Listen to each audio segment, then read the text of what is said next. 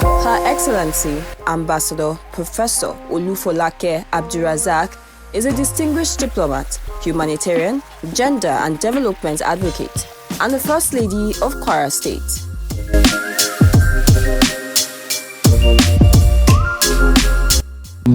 I was born in Lagos, lived in the US as a child, schooled there, followed my father around his plays and things he was doing all over.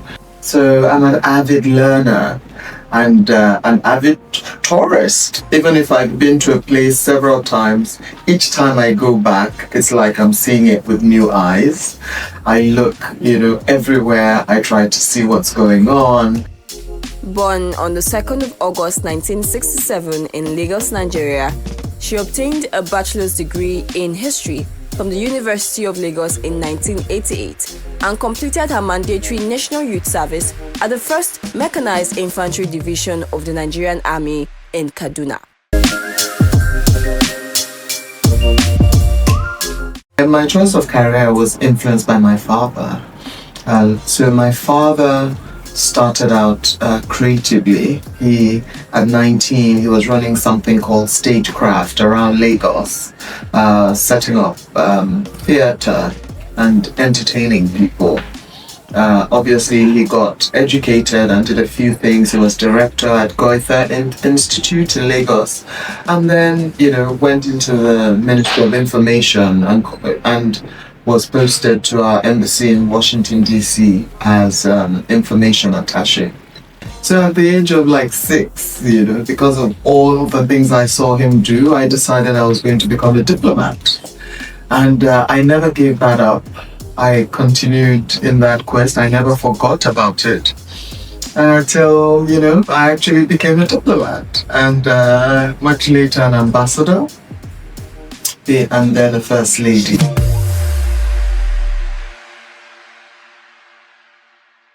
I'm a doer. So it's, so I'm very happy with all the caps that I wear because it gives me an opportunity to do things and to give back. One other thing that I noticed, growing up was the humanitarian nature of my parents. They gave out a lot of things. My dad gave out scholarships. He trained people. He gave a lot. My mom also. And then I got married into a family that are a family of givers. So being a doer, it's very, very nice to be in all these roles. I'm an ambassador of the Federal Republic. I'm a First Lady. And then I founded my NGO called the Ajike People Support Center. And then also the chairperson of the Nigerian Doctors Forum. And then I've taken on a few positions as board chair of some organizations, mainly NGOs, to continue this humanitarian drive. So I'm board chair of, one or two NGOs, in particular Aegis Global and Water Light Save, for now.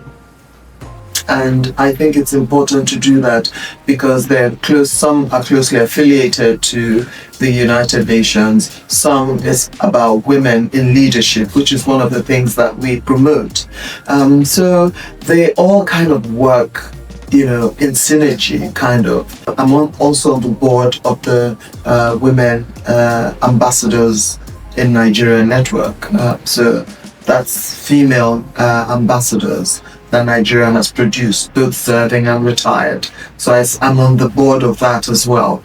So it gives me an opportunity to give back in so many different levels, and they work in synergy, like I said. So being an ambassador, doing all that work, being a First Lady, and doing all the things that I do as a First Lady to the grassroots. So you go internationally, you're able to talk to international partners, donors, and things. You're able to translate that to the grassroots, all the way to the ground level, and also working in tandem, making sure that women are, prepared for leadership roles, trying to work to get women in leadership positions, trying to get women into politics, trying to get women to make sure that they understand things. And the good thing is, also, I say that I don't only work for women, we work for women, the youth and children, and then we add and for all of humanity, so that the men don't feel left out. So it's well-rounded, it's important.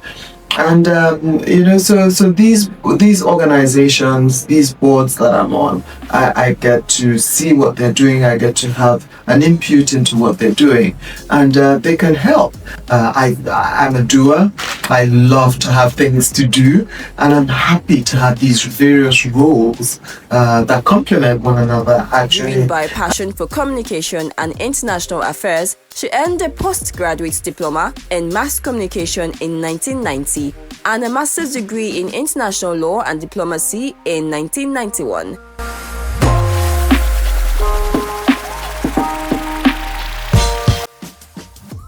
Like recently, school children were going back to school. We noticed that some children do not go to school because they don't have sandals. They're very embarrassed to go to school barefoot. So we had to do something about that, and I had to make sure that I got a local manufacturer to make me some school sandals, which we distributed around Kwara State and all the local government areas. And I just mentioned this in my Women Ambassadors Network, and some of the ambassadors took it on to actually produce more of these sandals to be able to give out to the children. So for the Nigerian Governors Forum, the Nigerian Governors Sponsors Forum, we do things from health things. We recorded birth registration in record numbers. We did the HPV vaccine, and that was so successful.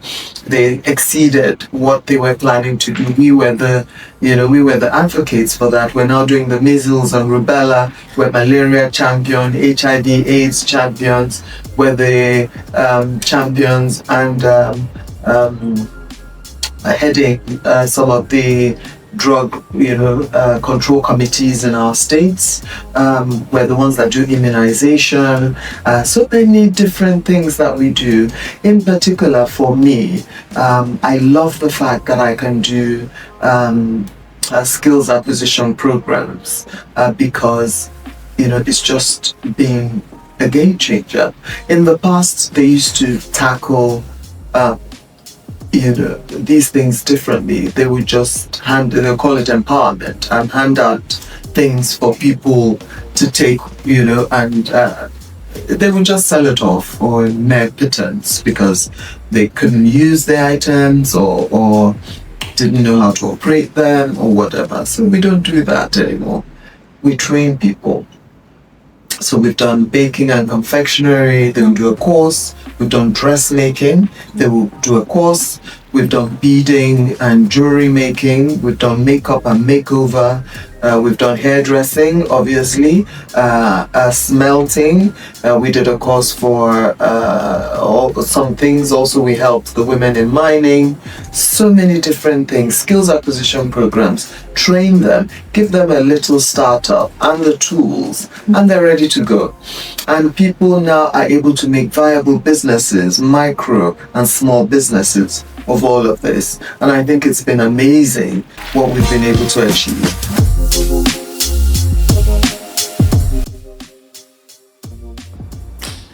So, I think I would like to first of all say that I believe I'm very fortunate to come from a background where I'm seen as a technocrat.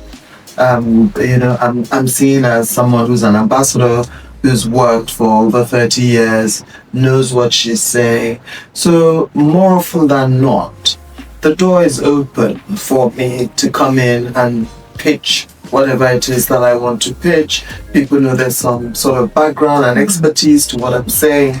So I'm very grateful for that. And so barriers,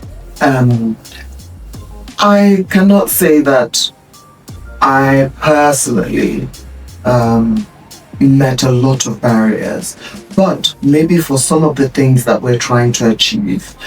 For instance, we're still trying to get the 6 months paid maternity leave off the table. We've managed to get 11 states to pass it. We're still working, so it's been slowly getting there. We need to convince more states to pass the law. Another one obviously was when we were working on trying to get the VAT laws passed, and all these Child's Rights Act, where we had to really work with some states that were a bit slower to pass it, and to see the need to pass it. And eventually every state passed them. So I'm very, very hopeful that with the 6 months paid maternity leave also, we will get more states to pass it. So this is a plea to all the states, to please pass the 6 months paid maternity leave. Also, we're working on the Reserved Seats for Women bill, trying to make sure that women, more women get into our houses of parliament. We've made a lot of inroads at the state level, at the subnational level. Some states have 20% women in their state houses of assembly, and that's been fantastic. Youngest female House of Assembly member. We're very proud of her and all the other women that are there as well. So we have 5 women in our State House of Assembly, and it's been working well. So more women in leadership roles, and I believe that that is coming very, very soon.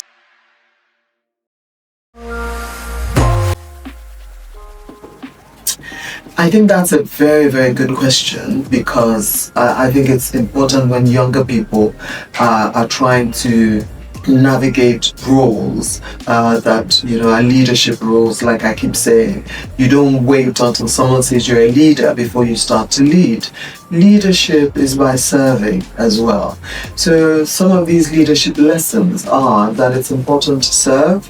It's important for people to understand, because I don't think only one style works.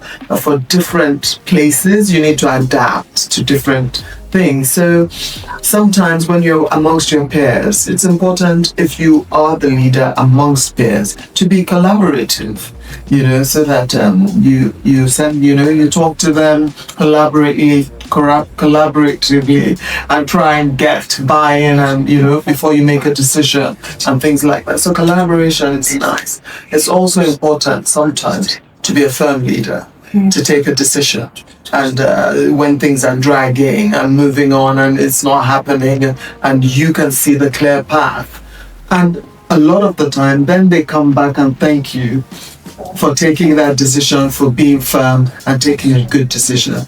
So these are the things I've learned about leadership styles, and what I'd like to tell the young people to emulate. And it's important to be able to adapt. Adaptability is important. It's important to be collaborative, but when necessary, be a firm leader.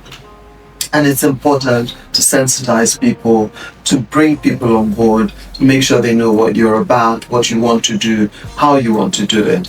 And it's also important to train leaders alongside you.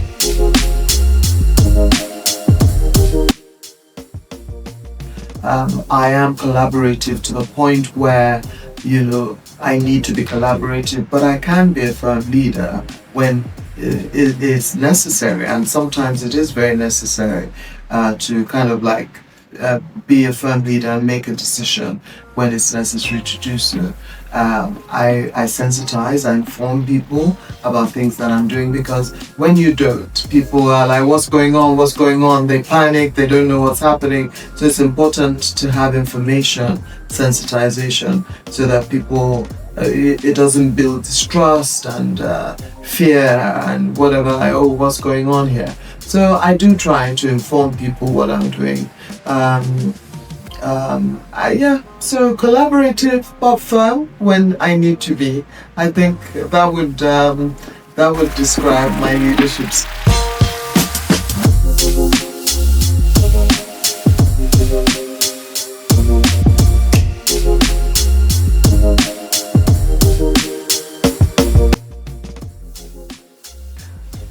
I believe in gut feelings.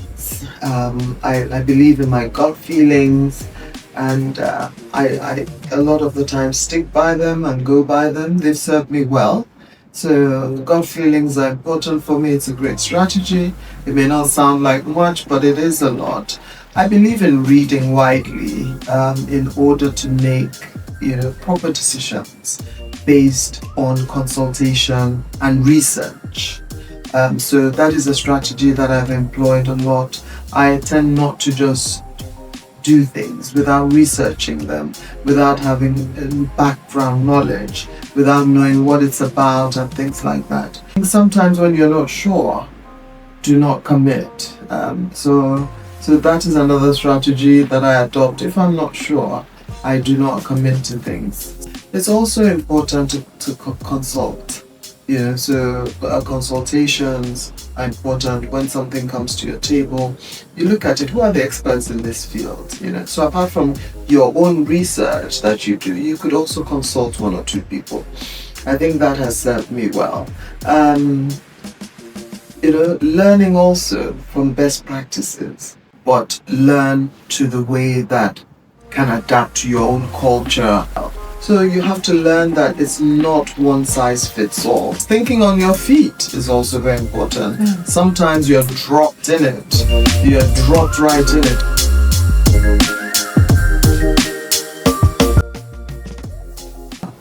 So balancing work and life responsibilities, it's important to have people around you.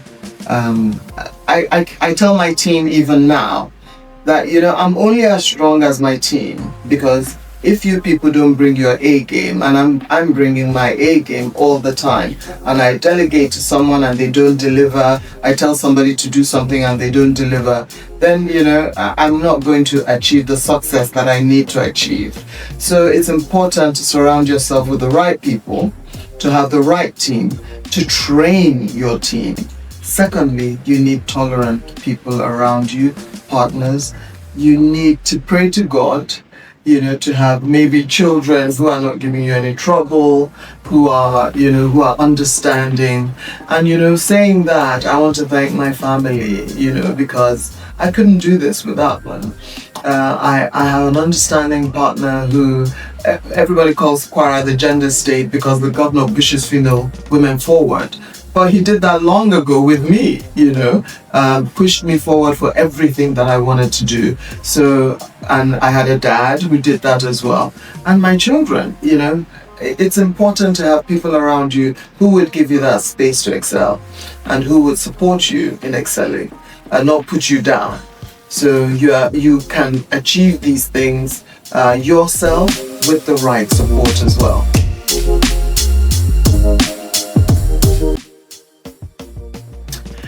So, well, I'm a government officials and a government personnel.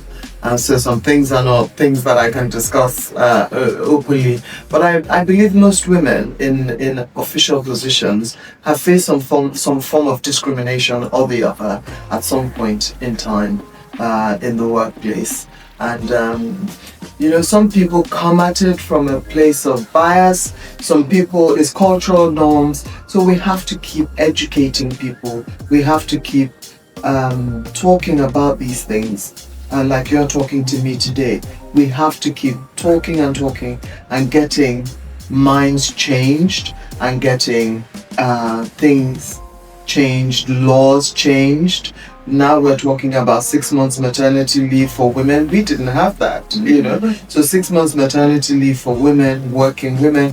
Men are also now saying, hang on, if they paternity leave, if women are getting 6 months, why would they get only 2 weeks? You need to, we need to balance it out. Then we're lucky now that men want to get involved in all these types of things. And we're getting there slowly but surely. So I think the issue of discrimination or gender-based violence in the workplace, hopefully, with continuous sensitization, beyond will diplomacy, continue to decrease. Her Excellency is deeply committed to humanitarian service and social development. As First Lady of Kwara State, she has expanded her impact through purposeful advocacy for women, children, health, and the vulnerable. She leads several initiatives, including the Ajike People's Support Center, aimed at uplifting indigent communities through inclusive and sustainable interventions. Her Excellency has received numerous national and international honors, including the Zig Prize for Humanitarian Leadership, First Lady of the Year Awards for Economic Empowerment, Public Health Advocacy, and women and youth development, and as well as recognition for her work in tuberculosis control and gender equality.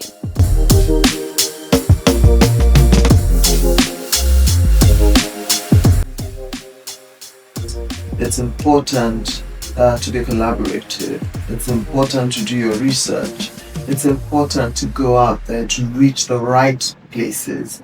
I mean, I see young leaders, I see children of 14, 15 write to my office, that is a leader already. You don't wait it's not until you are out of school and you want to start doing big things. No, you do it from when you're in school. Identify your interests, start doing it. We've told people, just do it and work towards your goals even while in school, and you will see that you will get there faster. I also want them to be patient, like I said earlier. Don't think that it's going to happen overnight. Anybody that is a success today and at the top of their career, it took them quite a few years to get there. So they shouldn't think that things, because I hear these days when people I read so many things about the Gen Zs and and all these other people. 18 months they will say, oh, they're not yet at a certain point, and it takes a while. Don't say that you've been working for 18 months, you don't think this is going anywhere. No. It takes quite a while.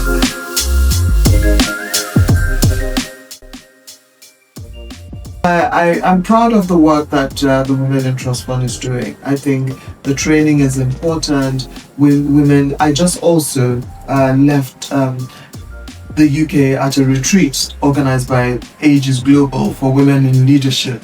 And I think it's important to have many, many more training sessions. Like I said earlier, women can sometimes be apologetic, or they are more prone to this imposter syndrome of, oh gosh, do I deserve to be here? What am I doing here? Kind of thing. So it's important to train and retrain, to learn and unlearn bad things, to learn good things and unlearn bad things, and so many other things. So I think that's important for us to do. And I think that, we're slowly but surely getting there. I think even men, there's so many men that are convinced that women can do it, and we now have a rise of the he, as we call them, the he for she's, men that are helping women into leadership positions. And because I think men are beginning to gradually recognize that if you have one hand tied behind your back, you can't achieve a lot. So it's important to empower women so that both men and women can achieve for the country. So I believe we're getting there. A devoted wife, mother and public servant, Ambassador Professor Olufolake Abdulrazaq exemplifies excellence, compassion and purposeful leadership. Her life and service continue to inspire hope, empower communities and advance inclusive development across Kwara State and Nigeria at large.